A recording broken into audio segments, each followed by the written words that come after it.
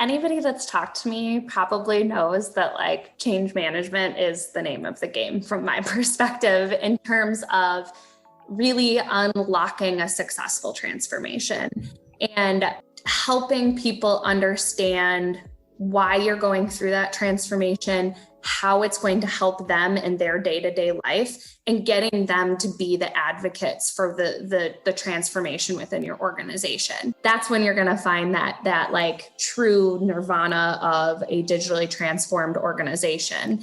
And it's not a single destination. It's that shift to continuous improvement and shift to optimization as an organization that I think is really that idea of transformation.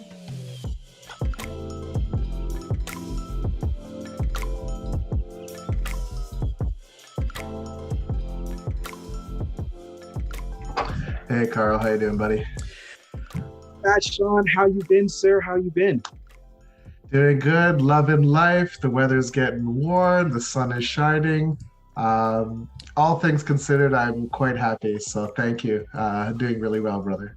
And hi, everybody out there. Welcome to another episode of As Is To Be. I am your co-host, Shawn Acheampong, as well as Carl. Say a quick hello. Yeah. Hey. Carl also goes by Creed. Right on. And we have a very special guest today. We have Emma Roloff. So hi, Emma. Hello. Thank you for having me. Absolutely. And thank you for joining us on today's crossover episode of As Is To Be. Let me take a moment to tell you a little bit about Emma. So she is a senior sales executive with Naviant, and where they specialize in digital transformation and technology solutions.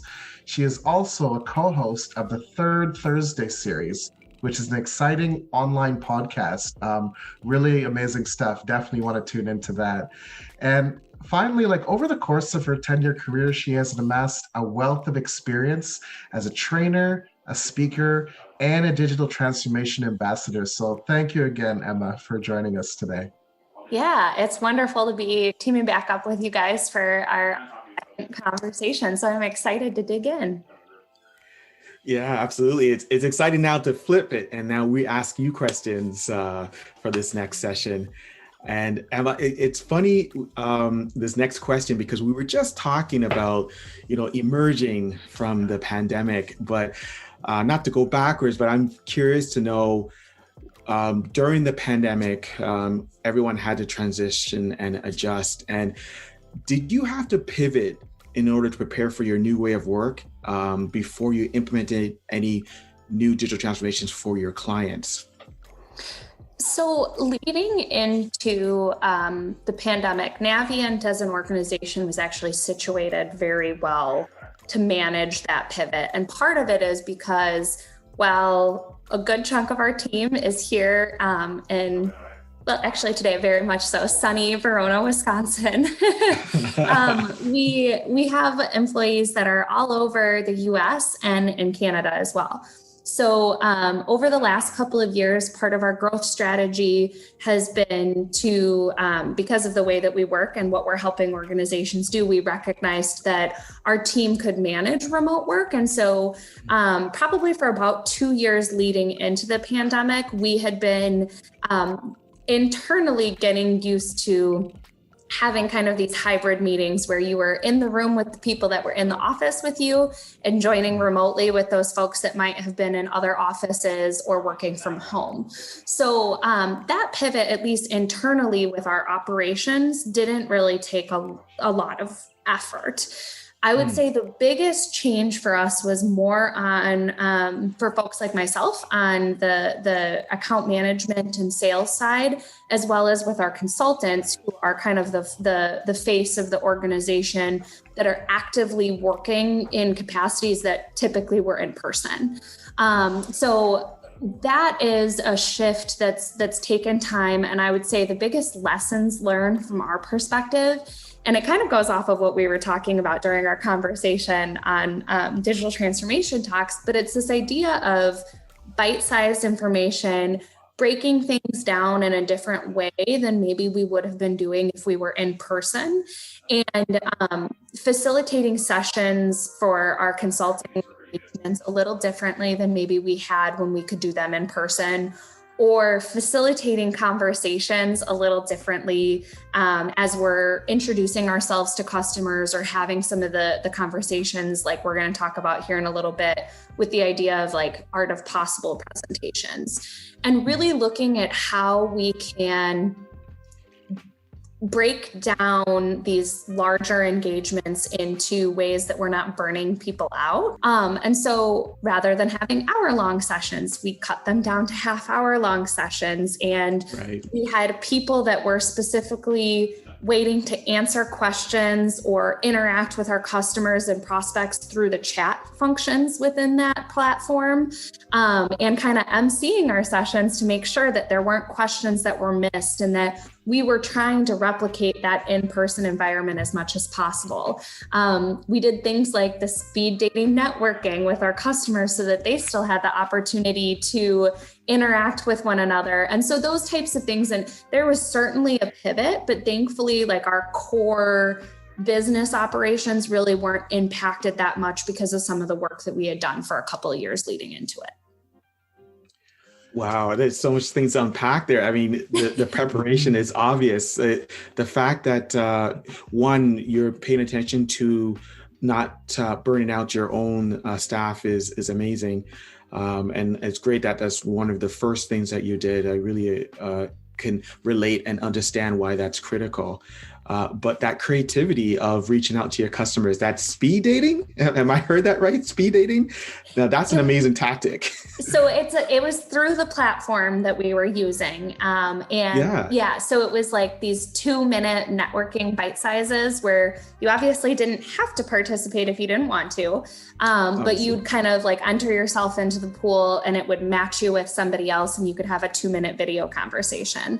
And sometimes and then if you felt like 2 minutes was clearly not enough for that conversation, you could kind of like match with that person and trade contact information so that like through the platform, so that you could communicate with one another again at a later time and kind of like schedule a longer video chat with that person.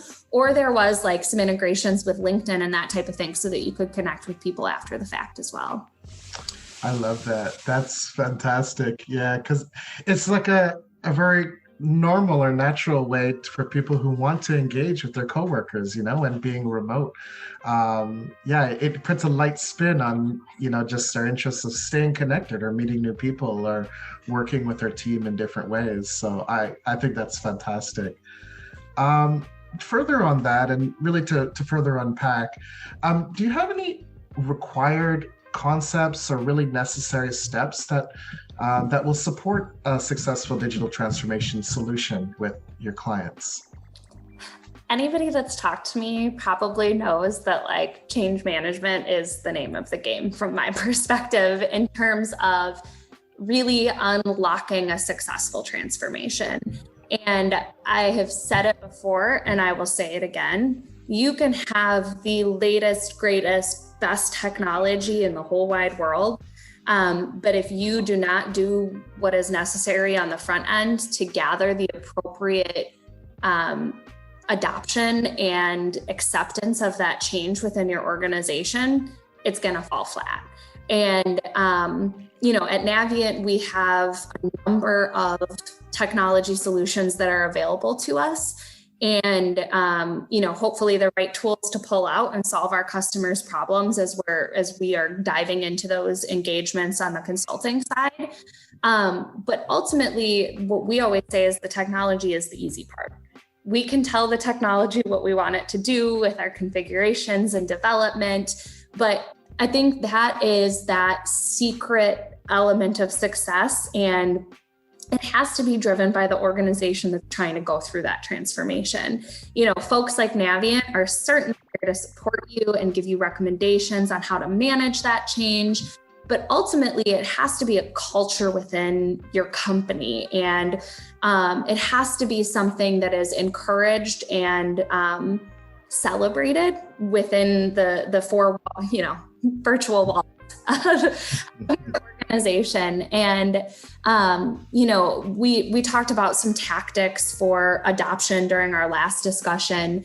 and things that will help you get that acceptance and that excitement of the change. But there's a couple of things in terms of, being really clear and open in your communication as an organization about what's happening through your transformation, I think is one of the biggest things. And sometimes that means, going back to the pivot idea, what we thought was going to work and how we thought we were going to accomplish solving this problem is not actually the direction that we need to go in to be successful. And that failure is okay. And it's not even failure if you're pivoting and you're learning from it. That learning is powerful and important. And here's how we're going to take what we've learned and put it into practice. That type of communication, I think, is incredibly important.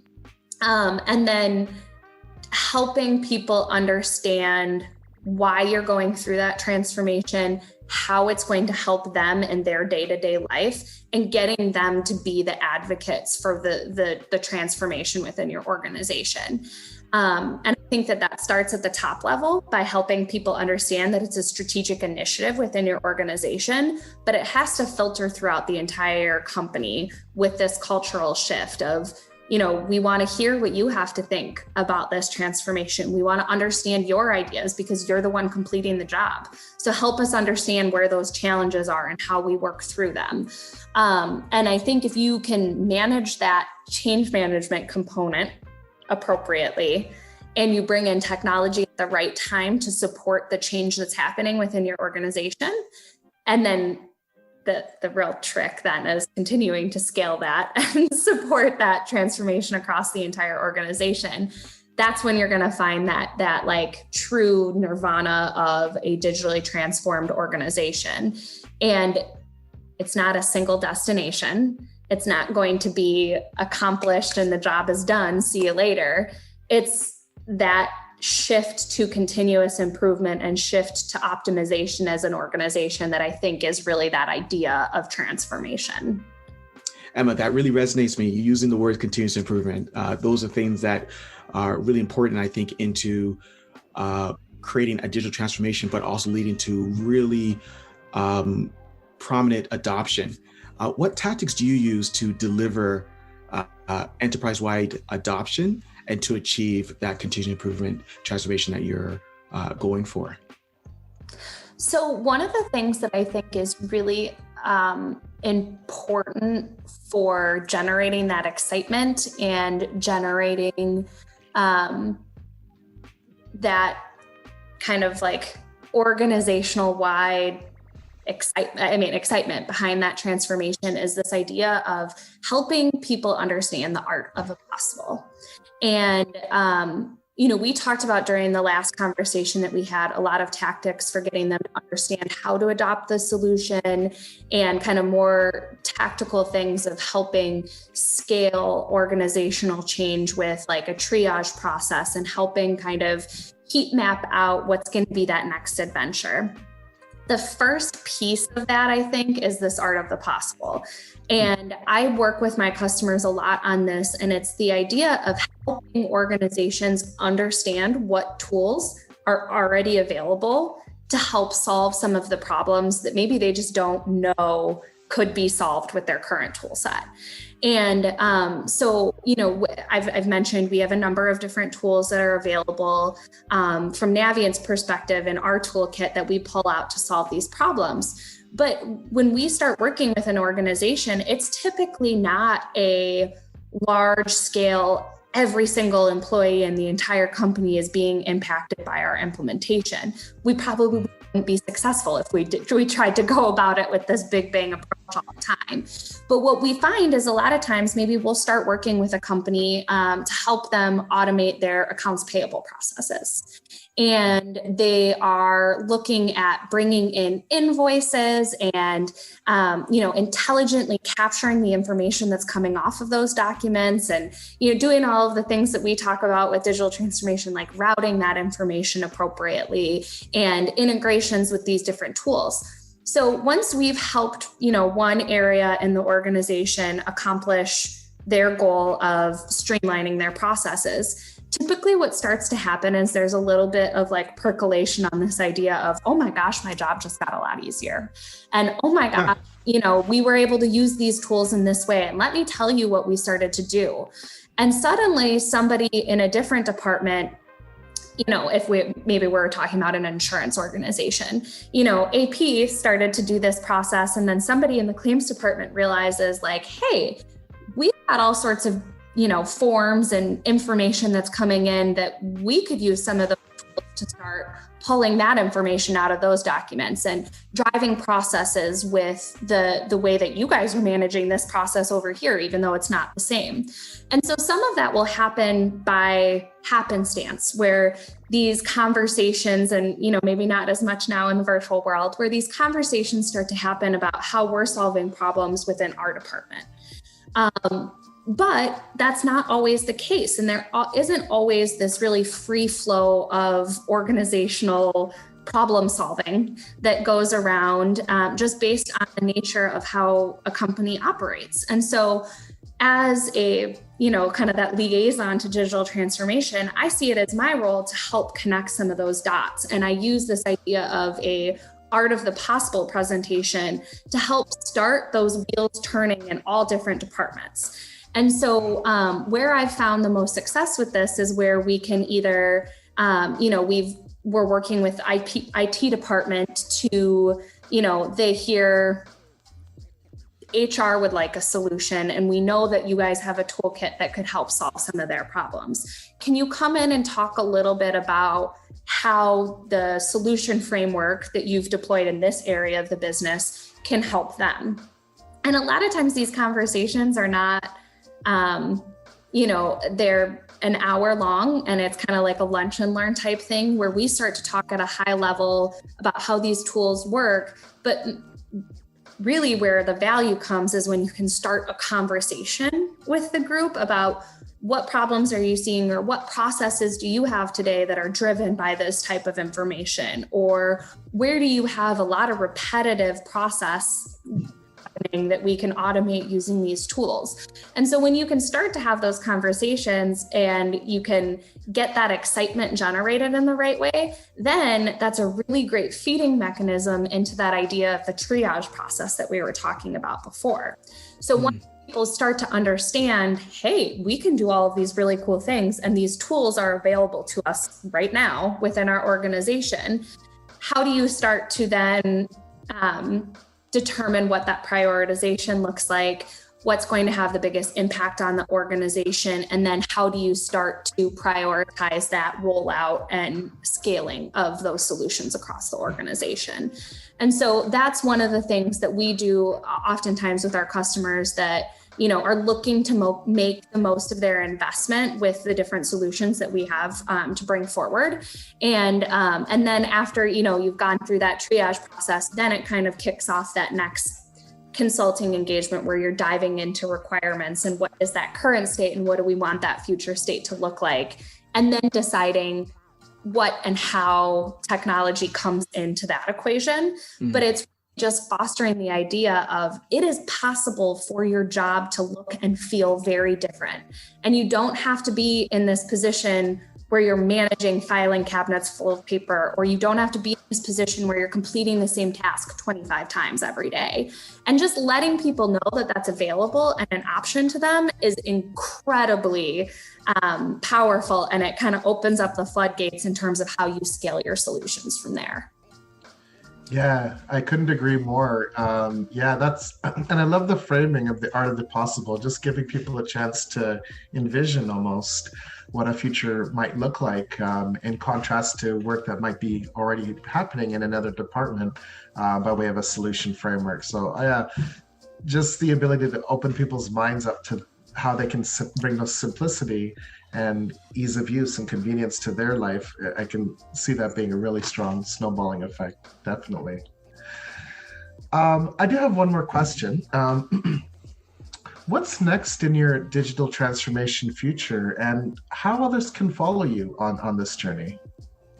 So there's a couple of things. So when I was initially thinking through this question, I was thinking about like, where's the industry going? And then also, but now I'm kind of thinking about like, what are the different conversations that I'm having that kind of feed into that idea? So in terms of where I think, our industry is going and digital transformation as a whole is moving, I think we're going to start to see much more of integrations and kind of holistic approaches to transformation. And what I mean by that is, being in the transformation space, there are always buzzwords and there are always new and exciting technologies that are becoming available. But what I've seen as a trend over the last probably year or so is those lines of what is what are starting to blur a little bit. And I always talk about this game of semantics that we play within our industry where we define something and then we rename it. So everything is AI until it gets specific enough where it gets a new name or, and so, but when you look at something like a concept like intelligent automation, that is a collection of technologies. It is not one thing. And for an organization to be successful, they don't necessarily need to have a specific technology. They need to have a set of capabilities to help them solve their problems. And so I think mergers and acquisitions that are taking place within our industry, but also just expansions of capabilities. I think this trend is something that we're going to see continue in the sense that there is not one right tool for solving your problem, but there are collections of capabilities that you need. And how do you combine these capabilities to create really powerful solutions for your organization? And so in terms of those trends and how I, feel like I have the place to kind of talk about those trends and what I'm seeing is through some of the other stuff that we're doing with the Third Thursday that you mentioned, as well as the digital transformation talks that you guys joined me for. I'm pretty frequently having these types of conversations with leaders like yourself in the industry. And so specifically the Third Thursday is a really fun opportunity for people to come join a live conversation on how these different trends are going to affect organizations and digital transformation as a whole. And so looking at things like, okay, so integrations, what does that mean? What does the merging of capabilities mean? And how does that impact your transformation at an organizational level? And so those are kind of the pieces that I am excited about and excited to see how the tools that I'm deploying with our team start to adopt voice technology or see more and more implications of machine learning and AI being built into these tools that my customers already have access to. And so that evolution is something that I'm super excited to watch. And, you mentioned 10 years ago when I started my working career, I don't know if I would have known that I was going to be quite so excited about such a specific, maybe little nerdy industry, but it's something that I'm really excited to see. And I think it's going to have such a big impact on the world that my little slice of it is something that gets me really excited every morning. Absolutely. And we're glad that you're excited for it because your Third Thursday, I'm a big fan. Shawn is a big fan as well. I love the conversation on AI and ML. You talk about it in this nice bite size, I'm going to use this phrase again, bite-sized segments of information. And it makes me want more, right? When you said, okay, that's enough time, that's much time we have. I'm just like, oh no, I want to hear a little bit more. So thank you for joining us on our show. The art of possible. I really love that phrase. And Emma, I appreciate that you are able to share some information on how you prepare and develop tactics of adoption. So thank you for being part of our show. Yeah, thank you for having me, you guys. I really appreciate it. Awesome. So there you have it. As is to be podcast. Today we talked with Emma Roloff about how to prepare and develop tactics of adoption. She shared a few concepts, the art of the possible, her show, which is the Third Thursday. Make sure you catch it on Thursday, obviously, on LinkedIn Live. I'm Carl Reid, who also goes by Creed. Shawn, you want to just give a shout out? All right, thanks again. Yeah, this has been a peach as always, so we'll join you on the next episode. Absolutely. All right. Take care all. Peace. Peace.